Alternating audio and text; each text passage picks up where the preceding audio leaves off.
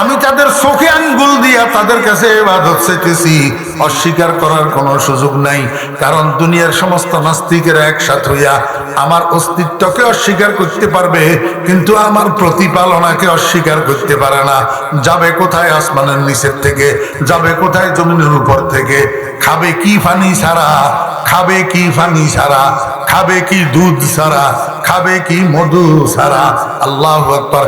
আল্লাহ কয়, ও দুনিয়ার নাস্তিকেরা, এই দুধ যে খাইতেছিস, এই দুধ গাভীর স্তনে তোর জন্য কে তৈরি করে?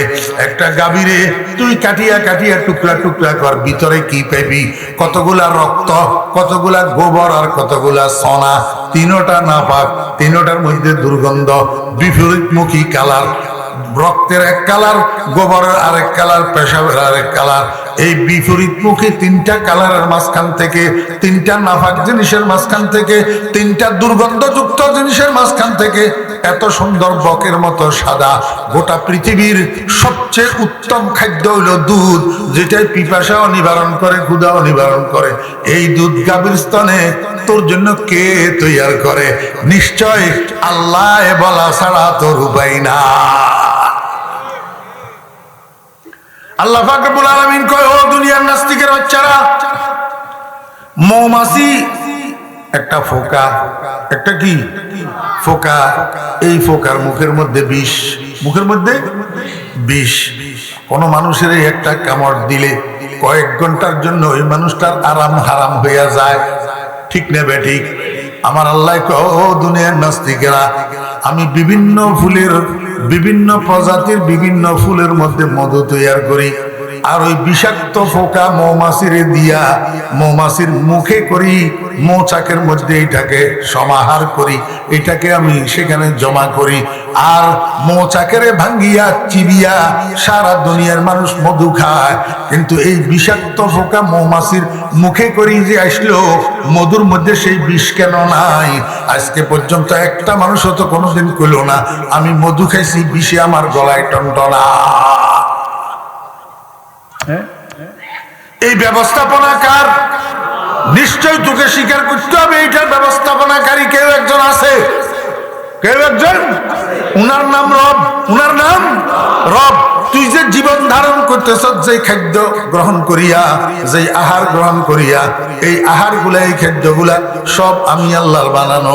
রে 20 হাত লম্বা একটা টনটিন্না নারিকেল গাছের উপর, যেটার গোড়াতে পানি নেই, যেটার মাঝখানে পানি নেই, এই 20 হাত লম্বা টনটিন্না নারিকেল গাছের উপরে এত সুন্দর ডাবের পানি সুমিষ্ট, ডাবের পানি তোর জন্য কে তৈরি করে? আমি রব যদি না থাকি। আল্লাহ পাক রব্বুল আলামিন বলেন, ও দুনিয়ার নাস্তিকেরা, দুনিয়ার কাফেররা, দুনিয়ার মুনাফিকরা, আমি যে তোদের কাছে ইবাদত চাইতেছি, আমি যে তোদের কাছে সিজদা চাইতেছি, আমি যে তোদের কাছে উপাসনা চাইতেছি, অযৌক্তিক না।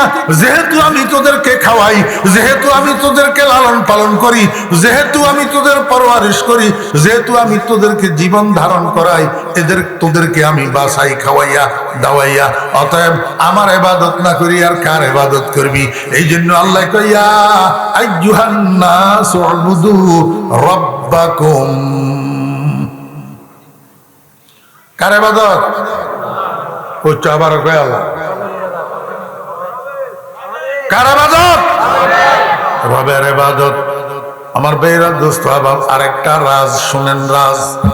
আল্লাহ পাক ইয়া আইয়ুহান নাস উবুদুল্লাহ না বলিয়া উবুদু রাব্বাকুম কেন বললেন?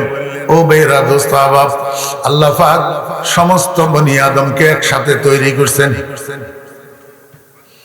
শত সহস্র কোটি মানুষকে আল্লাহ পাক কি করছেন? একসাথে তৈরি করছেন। কেমনে একসাথে তৈরি করছেন এটা তো আরেক হিস্টোরি, এখন তো সময় আমাকে সেটা অনুমতি দেয় না। আপনারা রুটি বানানোর জন্য খামির বানাননি, খামির। এই খামির কিসের তৈরি?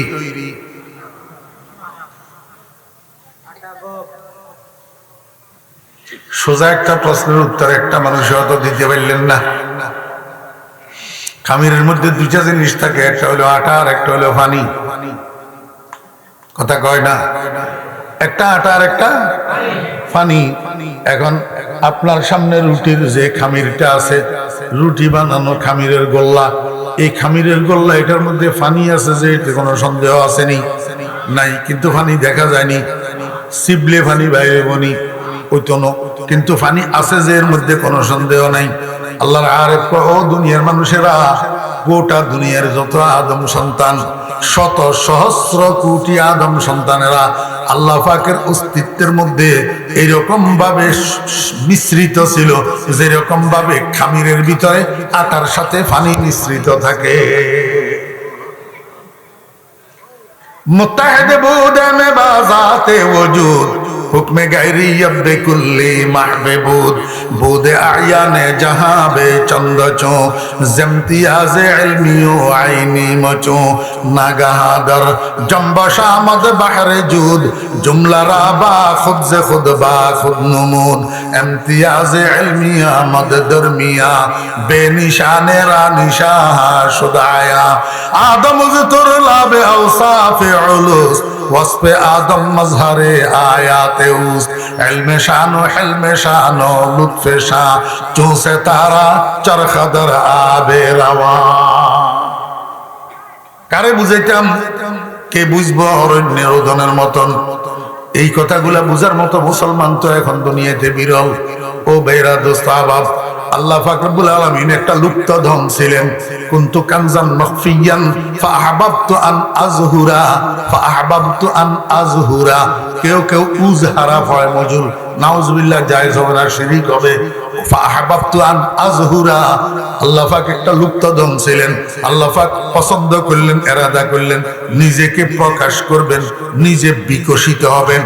এমন এই সময়ের মধ্যে আল্লাহ পাক রব্বুল আলামিন আল্লাহর কুদরতের সাগরের মধ্যে আল্লাহ পাক একটা ঢেউ সৃষ্টি করলেন।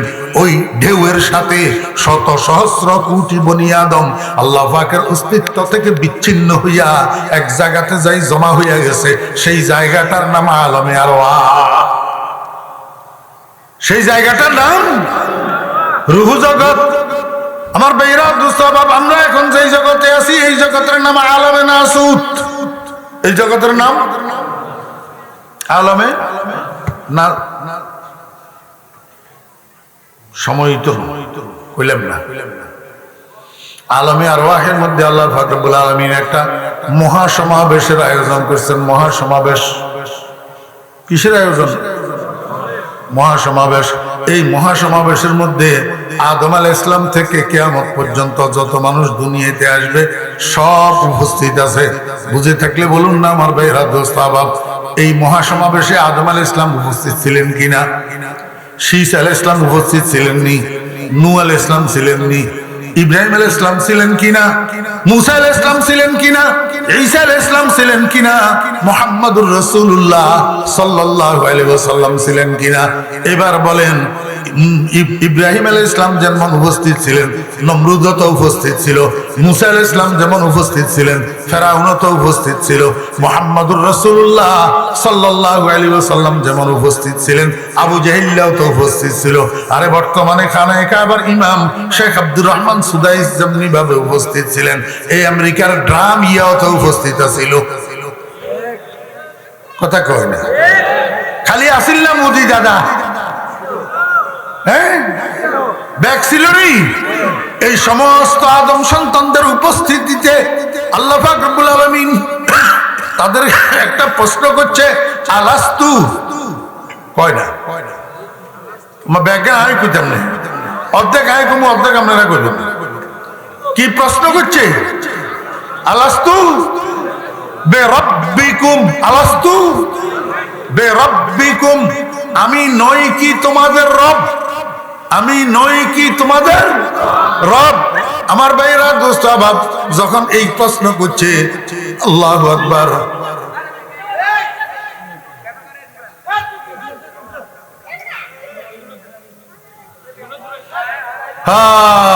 আপনারা আমার কথা শুনেন।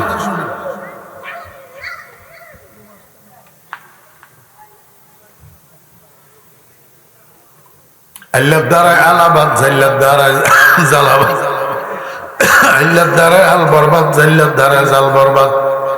দোকানদারের দ্বারায় ব্যবসা আবাদ, আবার দোকানদারের দ্বারায় ব্যবসা বরবাদ। ওরে মুসলমানের দ্বারা ইসলাম আবাদ, আবার কিছু কিছু মুসলমানের দ্বারা ইসলাম বরবাদ। ইসলাম কি? এই জন্য মাসখানিক আগে ফেসবুকের মধ্যে একটা হিন্দুর ফলা একটা পোস্ট দিছে। হিন্দুর ফলা এই পোস্টের মধ্যে লিখছে, ও মুসলমানেরা, তোদের কাছে শরম নাই, তোদের কাছে লজ্জা নাই, তোদের কোরবানির পশু জবাইয়ের তামাশা দেখার জন্য আমরা যাই না, তোদের রোজার ঈদের জামাতের তামাশা দেখার জন্য আমরা যাই না, তোদের মাহফিলের তামাশা দেখার জন্য আমরা যাই না, তোরা কেন আমাদের দুর্গা পূজায় আসি ঝামেলা করস, তোদের কাছে শরম নাই? ইন্দুর ভোলা ফেসবুকের মধ্যে লিখছে। শুধু এতটুক লেখেন, আরো কি লিখছে জানেননি? কয় তোরা যে স্লোগান দেওস ধর্ম যার যার উৎসব সবার, তোর এই স্লোগানও তো ঠিক নাই। আসল স্লোগান হলো ধর্ম যার যার উৎসব তার তার। হিন্দুর ভোলায় লিখছে। কার ভোলায়? হিন্দুর ভোলায়। এটা পোস্ট, এটা পড়ি কান্দনের পরিবর্তে আমার হাসি আইছে। আমি কইলাম, ও মুসলমানেরা, তোরা বুঝলি না, লাকুম দীনুকুম ওয়ালিয়া দিন। হিন্দুর ফলায় তোদের চোখে আঙ্গুল দিয়া দেখাই দিল যে উৎসব ধর্ম যার যার উৎসব সবার নয়, ধর্ম যার যার উৎসব তার তার। ও মুসলমানের সন্তানেরা, তোর কাছে যদি শরম থাকে, তোর বাধ্যতা 14 গোষ্ঠীর কাছে যদি লজ্জা থাকে, আর যাবিনি দুর্গা পূজা।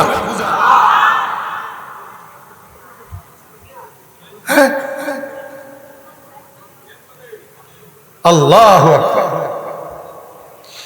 আল্লাহ পাক জিজ্ঞেস করলো, আলাস্তু বিরাব্বিকুম, আমি কি তোমাদের রব নই? একেবারে সমস্ত মানুষ সবগুলো একসাথে কালু, একসাথে কালু আয়া জাবু আয়া কাররু, বেগুনে একসাথে স্বীকার করছে, বালা জি হ্যাঁ আয় আল্লাহ, আপনি আমাদের রব। আমরা স্বীকার করলাম আপনি আমাদের রব। আমার ভাইরা, দোস্ত, আবাব, এই স্বীকারোক্তিটা সেদিন ইব্রাহিম আলাইহিস সালাম যেমনি ভাবে দিয়েছিলেন, ফেরাউনেও তো দিয়েছিল, মুসা আলাইহিস সালাম যেমনি ভাবে দিয়েছিলেন, নমরুদ তো দিয়েছিল, ওরে মুহাম্মদুর রাসূলুল্লাহ সাল্লাল্লাহু আলাইহি ওয়াসাল্লাম যেমনি ভাবে দিয়েছিলেন স্বীকারোক্তি, আবু জাহেলও তো দিয়েছিল। আমার ভাইরা, দোস্ত, আবাব, খানায়ে কাবার ইমাম আব্দুর রহমান সুদাইস যেমনি ভাবে এই স্বীকারোক্তি দিয়ে আসছে, ওরে ডোনাল্ড ট্রাম্পও তো সেই স্বীকারোক্তি দিয়ে আসছে। কিন্তু দুঃখের বিষয়, সেখান থেকে দুনিয়াতে আসার পরে কারো কারো অবিচলতা রয়েছে সেই স্বীকারোক্তির উপর, আর কারো কারো অবিচলতা রয় নাই সেই স্বীকারোক্তির উপর। কেউ কেউ ওই স্বীকারোক্তির উপরে অটল রয়েছে, আর কেউ কেউ স্বীকারোক্তি থেকে বিচ্ছিন্ন হয়ে গেছে। বুঝছেন না? বুঝেন না? আমার ভাইয়েরা, দোস্ত, আবাব, এবার আল্লাহ পাক রব্বুল আলামিন কোরআন নাজিল করছে। কি নাজিল করছে? কোরআন নাজিল করছে। কোরআন নাজিল করি কোরআনের মাধ্যমে মুহাম্মদুর রাসূলুল্লাহ সাল্লাল্লাহু আলাইহি ওয়াসাল্লামের উম্মতের বুঝার, ও আমার বন্ধুর উম্মতেরা, তোমরা যে এখান থেকে প্রথম দিনের প্রথম ক্লাসে পড়া একটা পড়ি গেছিলা, আলাস্তু বিরাব্বিকুমের পড়া, কালু বালার পড়া, এই পড়াইটা তোমরা কোনো ভুলি যাওনি। কোনো যদি পড়াইটা ভুলি যাও, তাহলে তোমার জীবনের শেষ প্রান্তে একটা ফাইনাল পরীক্ষা আছে, বার্ষিক পরীক্ষা, ফাইনাল এক্সামিনেশন। সেইখানে প্রশ্নের উত্তর দিতে না পারলে তুমি ফেল হইয়া যাইবা। ফেল হইয়া গেলে তোমার সারাটা জীবন বৃথা হইয়া যাবে সেখানে যদি ফেল মারো। আর সেখানে পাশ করার জন্য এই স্বীকারোক্তিটা তুমি বললে চলবে না। অতএব এটাকে সবসময় তুমি তাজা রাখো। এই কথাটা বোঝানোর জন্য আল্লাহ পাক রব্বুল আলামিন উবুদুল্লাহ না বলিয়া বলছেন উবুদু রাব্বাকুম। ও বান্দা, তুমি না রুবুবিয়তের ইকরার করে এসেছিলা, সেই রব জিনিসটাকে আবার তাজা করো। আবার কি করো? রাসূল আকরাম সাল্লাল্লাহু আলাইহি ওয়াসাল্লামকে জিজ্ঞাসা করলাম, ইয়া রাসূলুল্লাহ, এই রবের পড়াটা কেমনে মনে রাখবো, কেমনে ভুলবো না? আল্লাহর হাবিব জনাব রাসূলুল্লাহ সাল্লাল্লাহু আলাইহি ওয়াসাল্লাম বলেন, ক্বালা রাসূলুল্লাহ সাল্লাল্লাহু আলাইহি ওয়াসাল্লাম, ইস্তাকিমু ওয়া লাম তুহসু ওয়া আলামু আন্না খায়রা আমালিকুম আস-সালাত। আমার উম্মতেরা, তোমাদের জীবনে যত ইবাদত আছে, যত আমল আছে, সমস্ত আমলের মধ্যে শ্রেষ্ঠ আমল হইল 5 ওয়াক্ত নামাজ। এই 5 ওয়াক্ত নামাজ ওই যে রবের ক্লাস করিয়েছো, এই ক্লাসের পড়াইটা মনে থাকার জন্য একটা প্রাইভেট প্র্যাকটিস, একটা প্রাইভেট স্যারের কাছে টিউশন করার মতো, একটা কোচিং সেন্টারে কোচিং করার মতো একটা প্রাইভেট প্র্যাকটিস এই 5 ওয়াক্ত নামাজ। রাসূল আকরাম সাল্লাল্লাহু আলাইহি ওয়াসাল্লামকে জিজ্ঞেস করলাম, ইয়া রাসূলুল্লাহ কেমনে সেটা? রাসূল আকরাম সাল্লাল্লাহু আলাইহি ওয়াসাল্লামকে বুঝলা না উম্মত, প্রতিদিন তুমি 5 ওয়াক্ত নামাজ পড়ো। এই 5 ওয়াক্ত নামাজের মধ্যে ফরজে আর সুন্নতে মুআক্কাদায় মিলাইয়া 32 রাকাত নামাজ তুমি পড়ো। এই 32 রাকাতের নামাজের প্রত্যেক রাকাতের মধ্যে তোমার 3 অবস্থা হয়। 3 অবস্থার থেকে খালি নেই। একটা অবস্থা হইল হালতে কিয়াম, দণ্ডায়মান অবস্থা। আরেকটা অবস্থা হইল হালতে রুকু, মিডিয়াম পজিশন। আরেকটা অবস্থা হইল হালতে সিজদা, সর্বনিম্ন পজিশন, যার নিচে আর কোনো পজিশন নাই। কারণ সিজদা হইল ওয়াজউল জাবহাতে আলাল আরদ, জমিনের উপরে মাথা ঠেকানোর নাম সিজদা। তো নিচের মুইতো আর জায়গায় নাই হাতে, আর নিচে কোনটা যাইব? এটা হলো সর্বনিম্ন স্থান, সর্বনিম্ন পজিশন। আমার বেরাদু সাহাব, এই 3টা পজিশন প্রতি রাকাতের মধ্যে আছে। আমার নবীজি কয়, ও আমার উম্মতেরা, এই 3 পজিশনের মধ্যে তুমি কি করবা? এই 3 পজিশনে তুমি ওই প্রথম দিনের পড়াইটারে আবার একটু রিপিট করো। আবার একটু কি করো? রিপিট করো। কেমনে রিপিট করবা? দাঁড়ানো অবস্থায় একবার কইবা, শুধু একবার। দাঁড়ানো অবস্থায় কবার? একবার। আলহামদুলিল্লাহি কেয়া খালিকিল আলামিন হইতে পারে না, মালিকিল আলামিন হইতে পারে না। কয় না, বেশি ফাইজলামি করিও না, এত পণ্ডিতের দরকার নাই। জিয়ান হড়াই দিছি, জিয়ান ফড়ো, জিয়ান ফড়াই দিছি, জিয়ান ফড়ো। তুমি কও আলহামদুলিল্লাহি রাব্বিল আলামিন। আল্লাহ পাক কয়, বান্দা এবারে তুমি রুকুতে যাও। রুকুত যাইয়া একবার কইলে হইতো না, কমপক্ষে 3 বার ফড়াইটারে রিপিট করো। বারবার করি করে 3 বার ঘুরাই ঘুরাই কও সুবহানা রব্বিয়াল আজিম। কিয়া দাঁড়ানো অবস্থায় যখন রব্বিল আলামিন কইলাম, রুকু অবস্থায় সুবহানা খালিকিয়াল আজিম কইনা। আল্লাহ পাক রব্বুল আলামিন কয়, বেশি আজলামি করিও না, জিয়ান হড়াই দিছি, হিয়ান আবার রিপিট করো।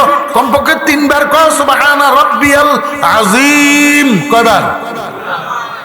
আমার ভাইরা দোস্ত আবাব শুদ্ধ করি বুঝিব, সুবহানা রব্বিয়াল আজিম, সুবহানা রব্বিয়াল আজিম। সবি করি উঠি গেলে গই 1 মিনিটে 4 রাকাত পড়িয়ে এলেন। একদিন একজনের জিজ্ঞেস করলাম, কিরে ভাই, আমরা তো 4 রাকাত পড়তে কমপক্ষে 5 মিনিট লাগে, তুই 1 মিনিটে কেমনে 4 রাকাত পড়িয়ে এলি? কয়, তোরকম মেশিন বাংলা মেশিন, আমার মেশিন হলো জাপানি মেশিন, করকরাই কাড়ে। হাতের মেশিন বলে কি আরে করকরাই কাড়ে? আপনার কথা সে ইচ্ছা করকরাইয়া নামাজি নাই, সবিয়া করি কি আরে করকরাই কাড়ে। এই করকরাইয়া কারণে হইতো না, শুদ্ধ করি কইতে হইব সুবহানা রাব্বিয়াল আযীম। আল্লাহ পাক রব্বুল আলামিন কে বান্দা, এবার তুমি সিজদায় যাও। এবার তুমি কোথায় যাও? সিজদায় যাও। সিজদাতে আরেকটু বাড়াইতে হবে। দাঁড়ানো অবস্থায় একবার, রুকু অবস্থায় 3 বার, আর সিজদার অবস্থায় 2 সিজদাতে 3 বার 6 বার। 3 বার 6 বার। কি কইবা? আগের হড়াই হেঁটে আরি সুবহানা। এইটা আগের দোনোটা রব্বিয়াল হইছে, এখন একটা ইলাহিয়াল আলা হক না, ইলাহিয়াল আলা, রাজিকিয়াল আলা। আল্লাহ কা বেশি খন্ডিতি করিও না, যেটা হড়াই দিছি সেইটা কর সুবহানা রব্বিয়াল আলা। আরেকটা রাজ কইতাম নিরাজ। দাঁড়ানো অবস্থায় একবার, দাঁড়ানো অবস্থায় একবার, রুকু অবস্থায়, সিজদা অবস্থায় 6 বার, সিজদা অবস্থায় 6 বার। তাহলে যত উপরে তত কম, যত নিচে তত বেশ। খেয়াল করে চাইছেন? যত উপরে তত কম, যত নিচে। আল্লাহ কয়, দুনিয়ার মানুষেরা, ওই নিজের নিজে উপরের দিকে উড়াইবার চেষ্টা করিচ্ছা, সিনা হুলাই হুলাই জমিনের উপরে মোটকাই মোটকাই অহংকার করে করে হাঁটিচ্ছা। নিজের নিচের দিকে নামা, নিজের নিচের দিকে নামা। নিজের ভিতরে ভদ্রতা, নিজের ভিতরে নম্রতা, নিজের ভিতরে সহনশীলতা, নিজের ভিতরে সভ্যতা, এগুলা আনয়ন কর। আল্লাহ কয় যে তুই নিজের নিজে যত নিচের দিকে নামাবি, আমি তোর মান আর সম্মান তত বেশি করে দিব। যত উপরে তত কম, যত নিচে তত বেশি। ও বেরা দোস্ত আমার, দুনিয়াতে মানুষের মর্যাদা বৃদ্ধি হয় কিসে জানেননি? সেজদার কারণে। যার সেজদা যত কন্টিনিউ, যার সেজদা যত বেশি, যার সেজদা যত খুজুর সাথে হবে, যার সেজদা যত একাগ্রতার সাথে হবে, যার সেজদা যত মনোযোগ সাথে হবে, তার বা দাম, তার মর্যাদা, তার সম্মান আল্লাহ পাক দুনিয়া আখিরাতে তত বৃদ্ধি করে দিবি। আল্লাহু আকবার। আমার ভাইরা দোস্ত আবাব,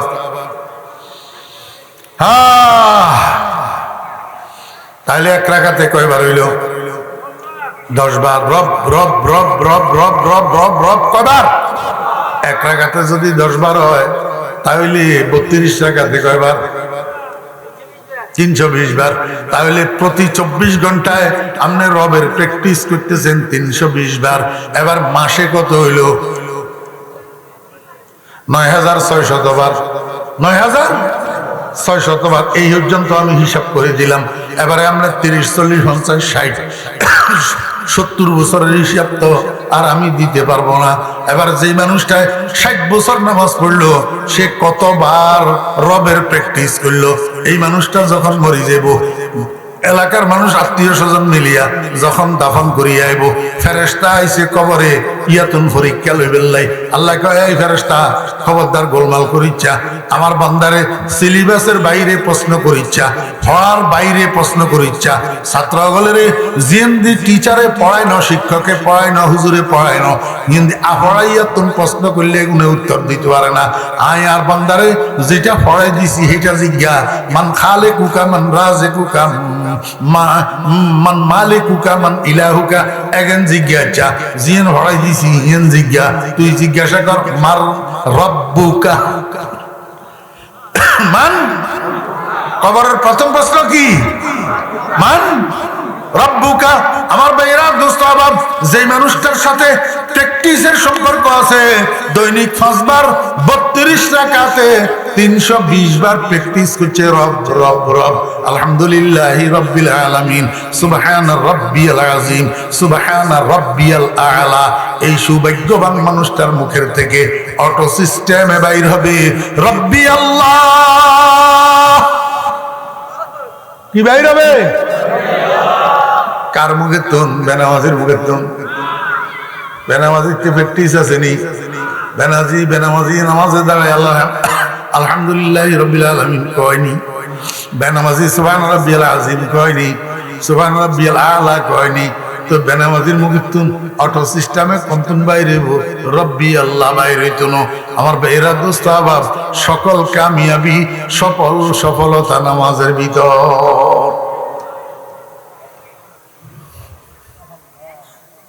ওয়াখিরু দাওয়ানা আনিল হামদুলিল্লাহি রাব্বিল আলামিন। কাশি দমন করি করি কথা কোন লাগে, কাশি কথাই কইতে পারি না, মৃত্যু খালি কাশি আইতো স্যার। দরুদ শরীফ পড়েন। আল্লাহ